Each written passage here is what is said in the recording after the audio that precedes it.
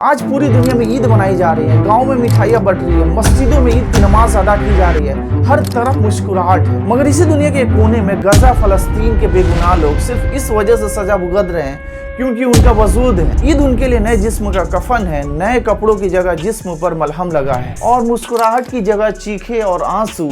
एक तरफ नए जूते, नए कपड़े, नए खिलौने और एक तरफ नंगे पांव, फकत कफन, बिखरे हुए चेहरे। एक तरफ बच्चे ईद की ईदी से खुश हैं, दूसरी तरफ माँ के हाथों में अपने लालों की लाशें हैं। ये सिर्फ आज के गम नहीं है, गजा के कई लोग ईद पर खून के आंसू रोते हैं और इनकी नस्लें ये सोचती है कि अगला साल का ईद अमन और शांति से गुजरे, लेकिन वो भी वैसे ही निकल जाता है। मीडिया सिर्फ नंबर काउंट करती कि इतने शहीद हो गए, उतने शहीद हो गए। ये नंबर ही नहीं बल्कि किसी की माँ, बहन, भाई और बाप और बच्चे इसमें शामिल होते हैं। तो आज की इस वीडियो में गजा फलस्तीन पर हो रहे जुल्म और जेनोसाइड पर पूरे डिटेल्स के साथ समझने की कोशिश करेंगे। तो चलिए वीडियो को शुरू करते हैं।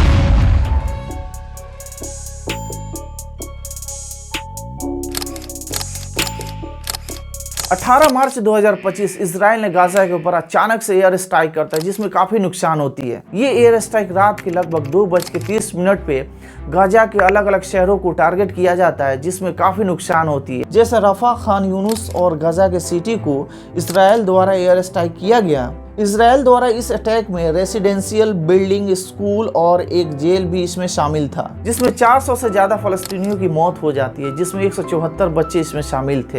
ये आंकड़ा 20 मार्च तक 591 तक पहुंच जाता है। इजराइल ने गाजा पट्टी में फूड और मेडिसिन एंट्री करने पर रोक लगा दिया और इलेक्ट्रिसिटी को भी कट कर दिया, जिसमें वाटर सप्लाई भी बंद हो गई। इजराइल को ऐसी हरकत करना वार क्राइम माना गया।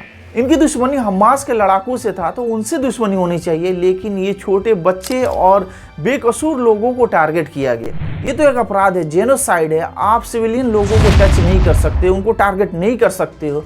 अगर ऐसा कर रहे हो तो आप जेनोसाइड कर रहे हो। अब थोड़ा और आगे बढ़ते हैं। रमज़ान के शुरुआत के तुरंत बाद इजराइल ने मानवीय सहायता पर पूरी तरीके से रोक लगा दी। हमले से पहले, उसके दौरान और बाद में इजराइल ने ह्यूमैनिटेरियन सप्लाई, जिसमें फूड्स, कुकिंग मटेरियल्स और इसेंशियल गुड्स, जरूरत जो सामान थी, सभी मानवीय सहायता को रोक लगा दिया। 19 मार्च 2025 को OCHA ने बताया कि इजराइल ने गाजा में एंट्री करने वाले मेडिकल इक्विपमेंट को रोक लगा दिया था, जिसमें 20 वेंटिलेटर्स और 9 पोर्टेबल न्यूबॉर्न्स इंक्यूबेटर शामिल थे।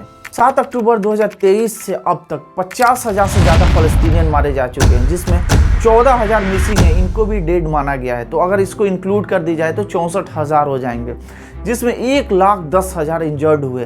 2.3 मिलियन क्या हुए, घर से बेघर हुए, यानी कि डिस्प्लेस्ड कर दिए गए, बेघर हो गए। इजराइल ने सब कुछ बर्बाद कर दिया, सब कुछ तहस नहस कर दिया, सबकी जिंदगी बर्बाद कर दी, जिसमें health care, agriculture, religious, culture landmarks, educational facilities and symmetries यानी कि कब्रिस्तान, इन सभी के जिम्मेदार इजराइल के पीएम बेंजामिन नेतन्याहू हैं। कहीं ना कहीं इजराइल वर्ल्ड वार की तरफ ले जा रहा है, अपनी सारी हदें पार कर दिया, दुनिया को एक चैलेंज दे रहा है। 1 करोड़ से कम आबादी वाला देश पूरे दुनिया के नाकों में दम कर रखा है। इनकी लड़ाई तो आर्मी से होनी चाहिए, लेकिन ये सिविलियन लोगों से लड़ रहे हैं, तो ये एक हत्या एंड जेनोसाइड है। 1 करोड़ से कम आबादी वाले देश पूरे दुनिया के नाक में दम कर रखे हैं। इनकी बिजनेस लेवल इतनी टॉप है कि इनके पास बहुत सारा पैसा है। उन्हीं पैसों से क्या करते हैं, ये एयर स्ट्राइक करते हैं, बम बारूद का इस्तेमाल करते हैं और बेकसूर लोगों की जानें ले लेते हैं। तो अगर इनकी बिजनेस ठप हो जाए ना तो इनकी सारी हरकतें दूर हो जाएंगी। इजराइल केवल अमेरिका के बल पे, अमेरिका एक बार फटकार लगा दे तो इनकी सांस फूलने लगेगी।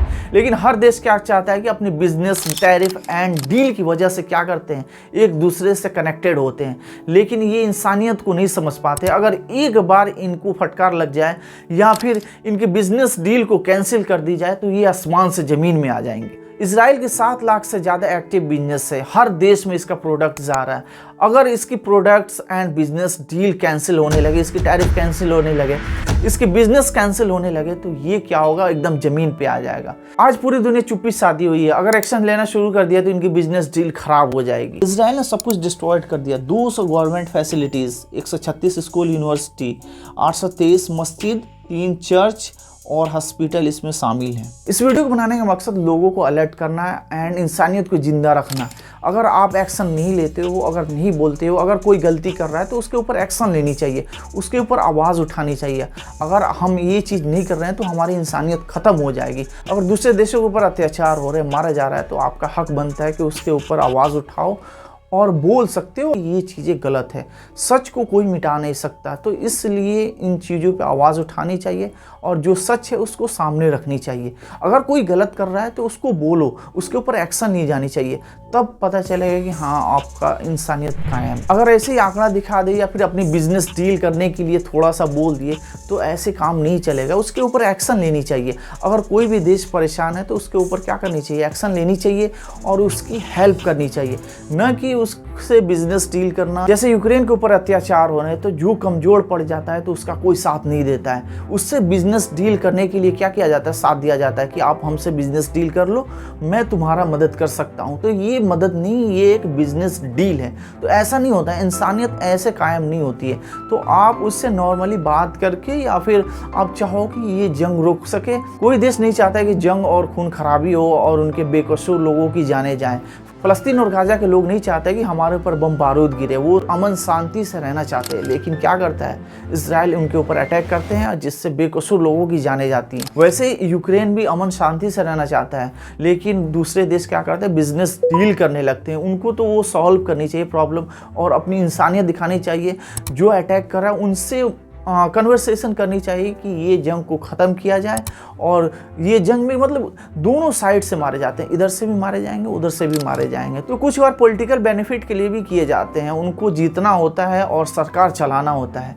तो ऐसा नहीं होना चाहिए, इंसानियत के तौर पे देश को चलाना चाहिए। हमें तो ह्यूमैनिटी पे कायम होनी चाहिए, लेकिन ये ऐसा नहीं है। तो सारे देशों को मिलजुल करके एक्शन लेना चाहिए और जो ऐसा कर रहा है उसके ऊपर बिजनेस डील को कैंसिल करनी चाहिए, जिससे वो नीचे आ सके। उसके सारे प्रोडक्ट्स को रोक दीजिए, तब उसको समझ में आएगा कि मैंने जो गलती किया उसका मतलब हमें सज़ा मिला। अगर ऐसा कर रहे हैं, अगर गलती भी कर रहा है फिर भी उससे बिजनेस डील कर रहे हैं, तो हमारा इंसानियत नहीं होगा। सबको मिलजुल करके ऐसा करना पड़ेगा, तब ये क्या होगा, जो अत्याचार दूसरे के ऊपर करेगा तब वो समझ में आएगा उसको कि ये करना गलत है।